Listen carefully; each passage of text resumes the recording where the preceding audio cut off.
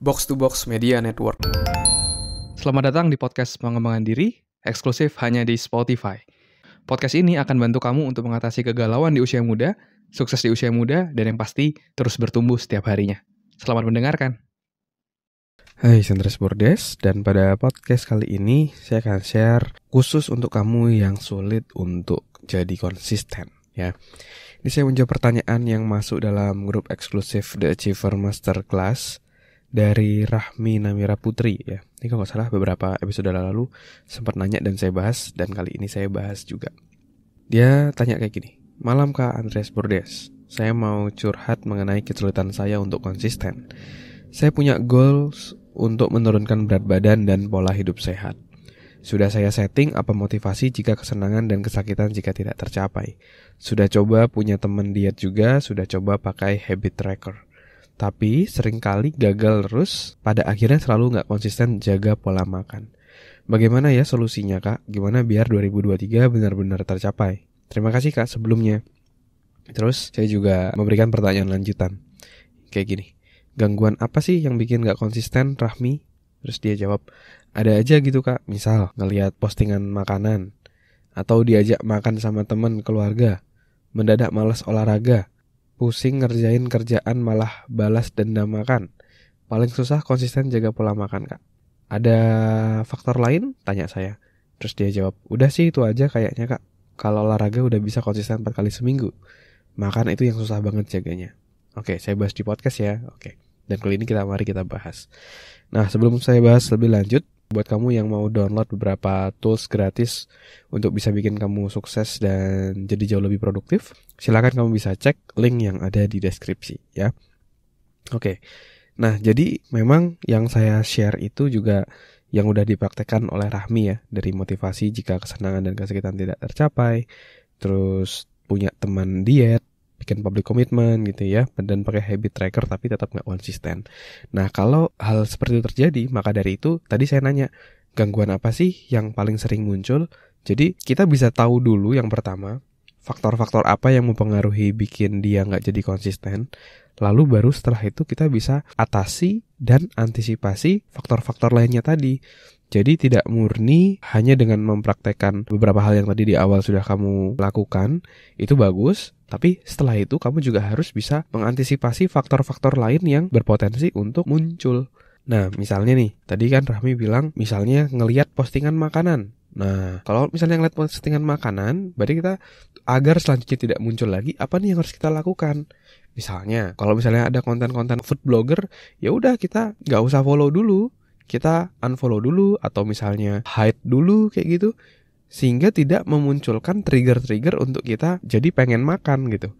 Kalau misalnya ada teman-teman yang sering posting makanan, ya udah hide dulu aja. Jadi kita harus membuat lingkungan kita untuk mendukung kita untuk bisa konsisten. Kalau dari kitanya sendiri dengan sengaja melihat seperti itu, ya kita sendiri yang mencobai diri sendiri kita gitu kan. Jadi harus bisa dikurangi, di unfollow atau di hide dulu nih konten-konten seperti itu, untuk mendukung kamu punya diet bisa jadi jauh lebih baik ya.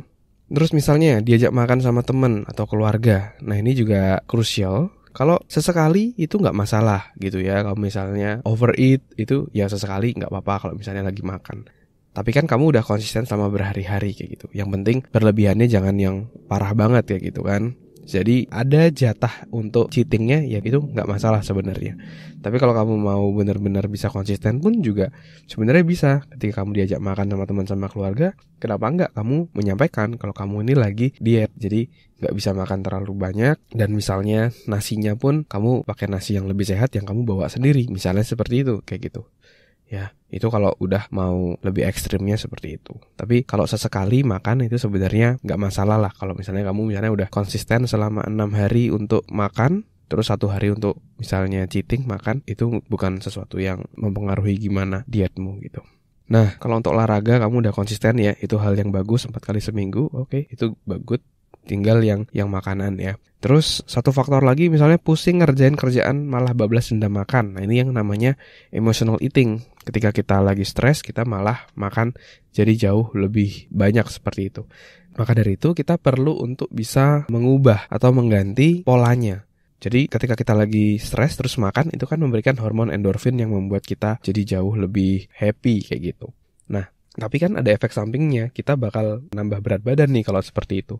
Maka dari itu, kamu harus mencari alternatif lain nih yang bisa memberikan kesenangan tapi tidak dengan cara makan. Misalnya, oh, aku daripada makan mendingan minum es jeruk nih, atau lemon tea yang kamu suka gitu, tapi gulanya sedikit.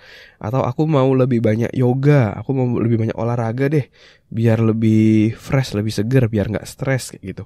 Jadi kalau untuk beberapa hal yang kayak tadi ya, malah emotional eating, nah kamu harus cari alternatifnya. Bukan berarti langsung nggak boleh makan ketika stres, bukan seperti itu juga. Boleh aja, tapi kamu kasih alternatif lain.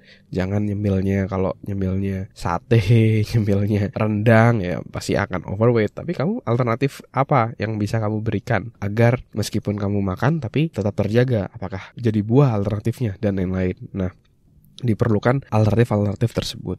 Tapi poinnya dalam podcast ini saya mau bilang bahwa agar kita bisa jalannya lebih konsisten, agar kita bisa lebih mulus jalan ke depannya, kita harus tahu dulu apa tantangan kita. Setelah kita tahu tantangan kita apa, kita harus mengantisipasi agar hal tersebut tidak muncul lagi ke depannya. Jadi kamu harus punya strategi nih, agar itu nggak muncul lagi ke depannya dan jalanmu lebih mulus. Misalnya yang tadi saya sharingkan, cara berpikir tadi yang saya sharingkan. Dan saya harap kamu bisa terapin hal-hal tersebut juga di dalam kehidupanmu, untuk buat kamu jadi jauh lebih konsisten dan kehidupanmu jadi jauh lebih baik. Terima kasih sudah mendengarkan episode kali ini. Semoga bisa bermanfaat dan menginspirasi. Dan kalau kamu merasa bermanfaat, kamu bisa kasih rating bintang 5 di podcast ini. Supportmu sangat berarti untuk kami. Dan juga kamu juga bisa share podcast ini ke sahabatmu, teman-temanmu, pacarmu, gebetanmu, saudaramu, agar orang-orang di sekitarmu bisa jadi jauh lebih baik dan terus bertumbuh setiap harinya. Dan kamu bisa juga share di Instagram, di Instastory, silakan mention @andreasbordes, nanti saya akan repost. Dan buat kamu yang mau belajar bikin podcast, kamu bisa bikin podcastmu sendiri di anchor.fm.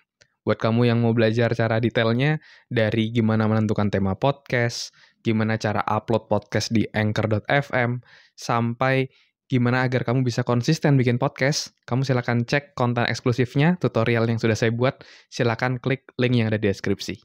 Terima kasih semuanya. Never stop learning, because life never stop teaching.